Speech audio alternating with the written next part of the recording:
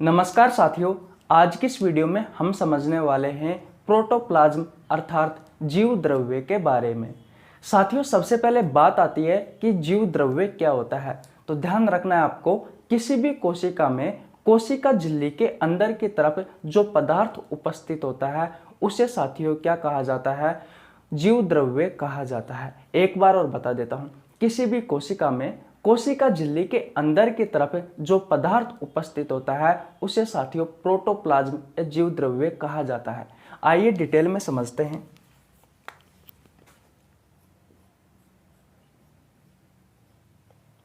Protoplasm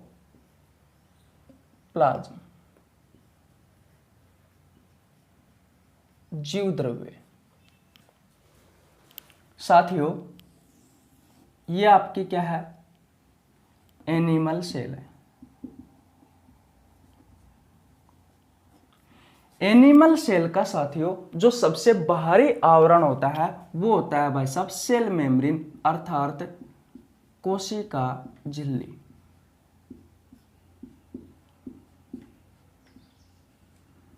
इस कोशिका झिल्ली के अंदर की तरफ साथियों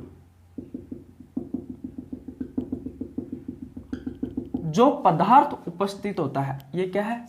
ये भैया पदार्थ है। जो पदार्थ उपस्थित होता है इसे ही क्या कहा जाता है भाई साहब? इसे ही कहा जाता है साथियों प्रोटोप्लाज्म। प्रोटोप्लाज्म अर्थात जीव द्रव्य। अब साथियों, इस कहानी को मैं शब्दों का रूप दे देता हूं। मैंने कहा किसी भी कोशिका में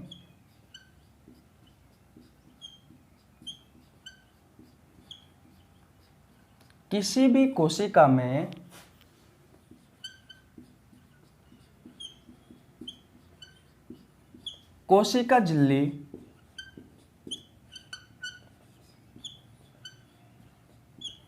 के अंदर उपस्थित पदार्थ को क्या कहा जाता है साथियों? जीव द्रव्य या फिर प्रोटोप्लाज्म कहा जाता है।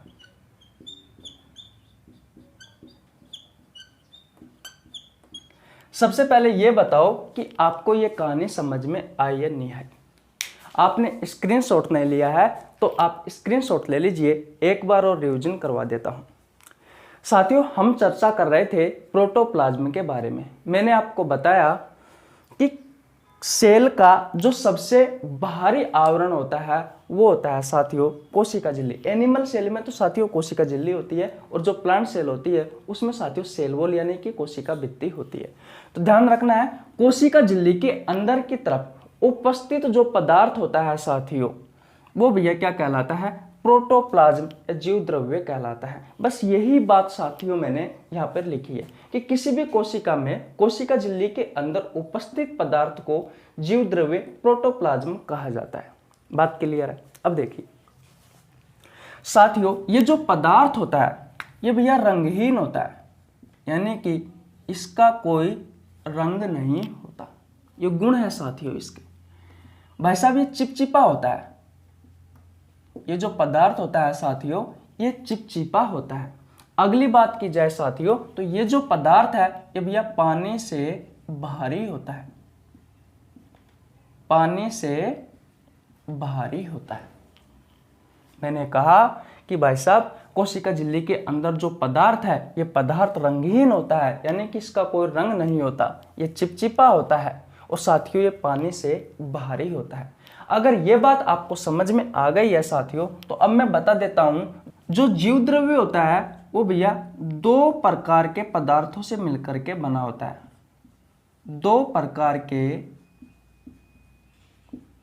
पदार्थों से मिलकर बना होता है। यहाँ तक बात क्लियर है। मैंने कहा कि भाई साहब जो जीव द्रव्य होता है, जो प्रोटोप्लाज्म होता है, ये दो प्रकार के पदार्थों से मिलकर के बना होता है। कौन कौन से पदार्थ है वो? एक तो है साथियों ठोस पदार्थ, और दूसरा है साथियों तरल पदार्थ। अब आप स्क्रीनशॉट ले लीजिए और साथियों अब हम आगे चलते हैं। ठोस पदार्थ क्या है और तरल पदार्थ क्या है, इनके बारे में चर्चा करते हैं। चले भैया आगे, मिटा दूं।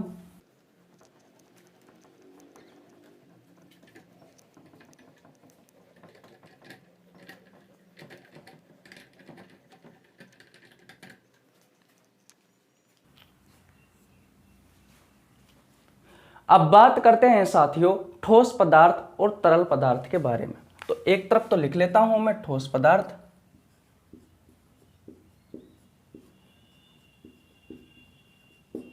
और दूसरी तरफ लिख लेता हूं साथियों मैं तरल पदार्थ।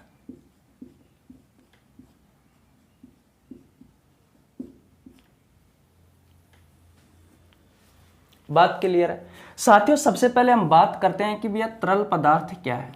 तो भैया ध्यान रखना आपको, तरल पदार्थ में हम कोशिका द्रव के बारे में पढ़ते हैं,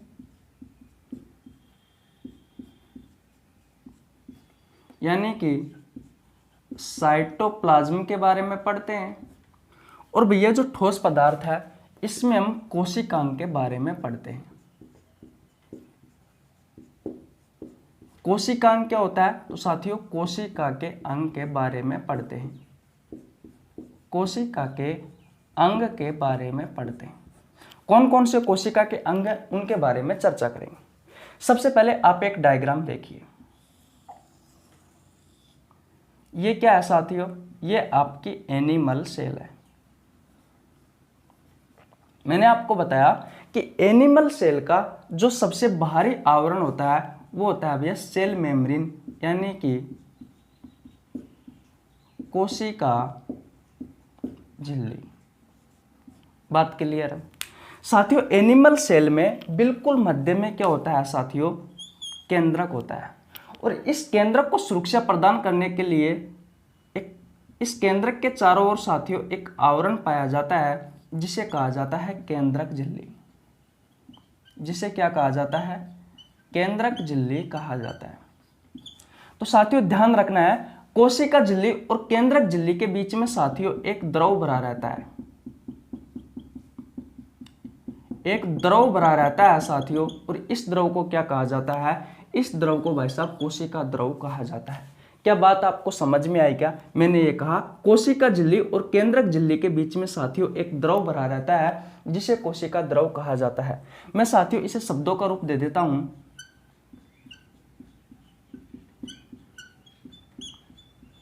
कोशिका झिल्ली व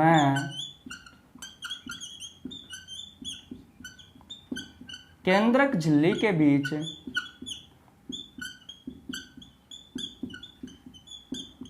एक द्रव भरा रहता है जिसे क्या कहते हैं? जिसे साथियों साइटोप्लाज्म या फिर भैया कोशिका द्रव कहा जाता है। ये बात आपको समझ में आ गई हो तो ये बताओ, आ गई समझ में? अब बात करते हैं साथियों ये जो केंद्रक होता है, इस केंद्रक में क्या क्या उपस्थित होता है। तो ध्यान रखना है, एक डीएनए होता है, आरएनए होता है, जीन होता है, क्रोमोसोम्स होते हैं, और भैया केंद्रिका होता है। डीएनए, आरएनए, जीन, गुणसूत्र और केंद्रिका भाई साहब आपके केंद्रक में उपस्थित होता है। ये बात क्लियर है साथियों। ये जो कोशिका द्रव है, मैंने कहा कि कोशिका झिल्ली और केंद्रक झिल्ली के बीच में जो द्रव भरा रहता है साथियों से कोशिका द्रव कहा जाता है। इस कोशिका द्रव में भाई साहब ये कोशिका के अंग बिखरे हुए रहते हैं, जैसे कि endoplasmic reticulum ER, mitochondria, lysosome, ribosome, Golgi body. ये सब क्या है? ये भैया कोशिका के अंग है। तो मैं लिख देता हूं अंतःपर्दवी जालिका। माइटोकॉन्ड्रिया,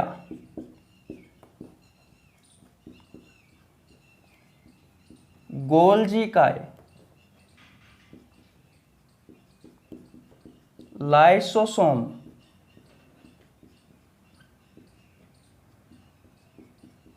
राइबोसोम,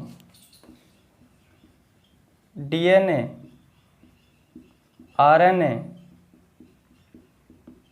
गुणसूत्र और भैया जीन, ये सब क्या है? ये भैया कोशिका के अंग है। अब बताओ आपको क्या बात समझ में नहीं आई? मैंने ये कहा कि भैया जो जीव द्रव्य है उसको दो भागों में बांटा गया है, यानी कि जीव द्रव्य दो पदार्थों से मिलकर के बना है। एक है भाई साहब ठोस पदार्थ और एक है तरल पदार्थ। ठोस पदार्थ में साथ ही हम कोशिका के अंग यानी कोशिकांग के बारे में पढ़ते हैं, और भैया तरल पदार्थ में हम कोशिका द्रव यानी कि साइटोप्लाज्म के बारे में पढ़ते हैं। अब भैया कोशिकांग कौन कौन से हैं, यानी कि कोशिका के अंग कौन कौन से हैं? तो अंतःपर्दवी जालिका, माइटोकॉन्ड्रिया, गोल्जी काय, लाइसोसोम, राइबोसोम, डीएनए, आरएनए, गुणसूत्र, जीन, ये सभी क्या है? ये सभी कोशिका के अंग है। कोशिका द्रव क्या होता है? तो कोशिका झिल्ली और केंद्रक झिल्ली के बीच में एक द्रव भरा रहता है, उसे क्या कहा जाता है? उसे साथियों कोशिका द्रव कहा जाता है। तो अब बताओ आपको बात क्या समझ में नहीं आई? मैंने आपको यह भी डायग्राम के थ्रू भी बताया था, गेट लगा, मैंने आपको बताया था कि ये क्या है? एनिमल सेल है।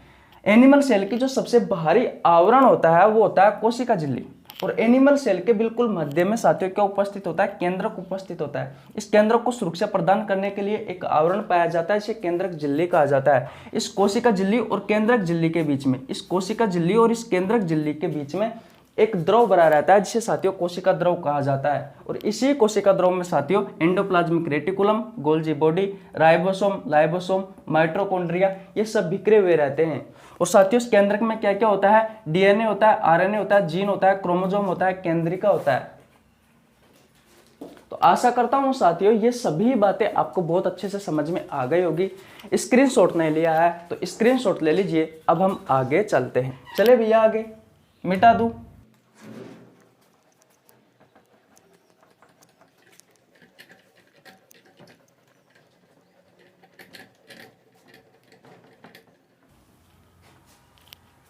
अब साथियों कुछ महत्वपूर्ण बातें हैं, उनके बारे में चर्चा कर लेते हैं। पहली बात तो यह है साथियों कि हम कोशिका विज्ञान पढ़ रहे थे, और कोशिका विज्ञान की ये 10वीं क्लास है। गाइज मैं आपको जीव विज्ञान जो पढ़ा रहा हूँ साथियों, ये सभी प्रतियोगी परीक्षाओं के लिए पढ़ा रहा हूँ। साथियों मेरा नाम रवि है, मैं बायोलॉजी ही पढ़ाता हूँ सभी प्रतियोगी परीक्षाओं के लिए। अगर ये बात आपको समझ में आ गई है तो भाई साहब चैनल को सब्सक्राइब कर लेना, बेल आइकन को प्रेस कर लेना, जिससे आपके पास हमारी वीडियो का नोटिफिकेशन टाइम टू टाइम पहुंच सके। अगर आपको वीडियो अच्छी लग रही है तो वीडियो को लाइक कर देना, अगर बुरी लग रही है तो डिसलाइक कर देना। अगर अच्छी लग रही है साथियों तो साथ ही साथ में एक प्यारा सा कमेंट भी कर देना आपके छोटे भाई के लिए। कर दो यार, बहुत ज़्यादा मेहनत लगती है। अगर यह बात आपको समझ में आ गई है साथियों तो और कुछ महत्वपूर्ण बातें हैं साथियों जीव द्रव्य के बारे में, प्रोटोप्लाज्म के बारे में, वो कर लेते हैं जो साथियों आपकी एग्जाम के पॉइंट ऑफ व्यू से महत्वपूर्ण है। चले अब बात करते हैं भाई साहब जीव द्रव्य की खोज के बारे में। देखिए जो जीव द्रव्य है इसकी खोज की थी भाई साहब 1835 में एक वैज्ञानिक था डुजार्डिन। इन्होंने, मैंने कहा कि जीव द्रव्य की खोज किसने की थी? तो भाई साहब डुजार्डिन ने की थी। कब की थी? 1835 में की थी। बात क्लियर है साथियों। इस डुजार्डिन ने ये जो जीव द्रव्य है इसको नाम दिया था सारकोड। क्या नाम दिया था? सारकोड। लेकिन वर्तमान में जो इसका जीव द्रव्य जो प्रोटोप्लाज्म जो नाम है साथियों, नाम किसने दिया था? तो ध्यान रखना है आपको, 1839 का समय था, वैज्ञानिक था पुरकिंजे। इस पुरकिंजे ने भाई साहब 1839 में नाम दिया था इसका जीव द्रव्य का। बात क्लियर है? पहली चीज तो खोज हो गई, दूसरी चीज नाम हो गई। अब तीसरी बात देखिए, एक वैज्ञानिक था साथियों हेक्जले। इस हेक्जले ने ऐसा कहा था जीव द्रव्य के बारे में कि जो जीव द्रव्य होता है वो भाई साहब सजीवों का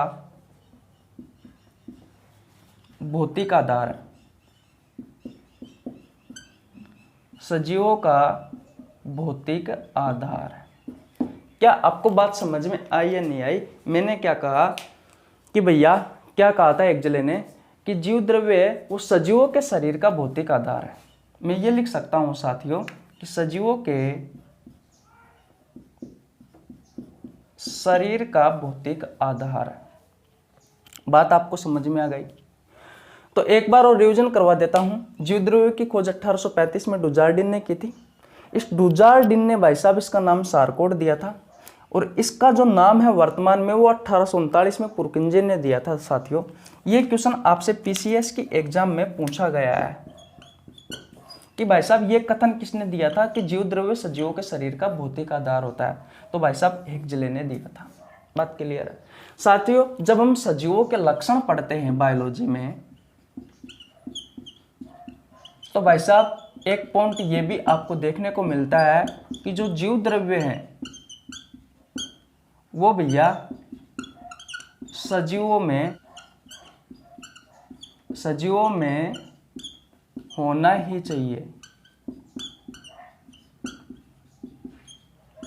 सजीवों का मतलब क्या है? यानी सजीवों की कोशिका में भाई साहब ये जीव द्रव्य होना ही चाहिए।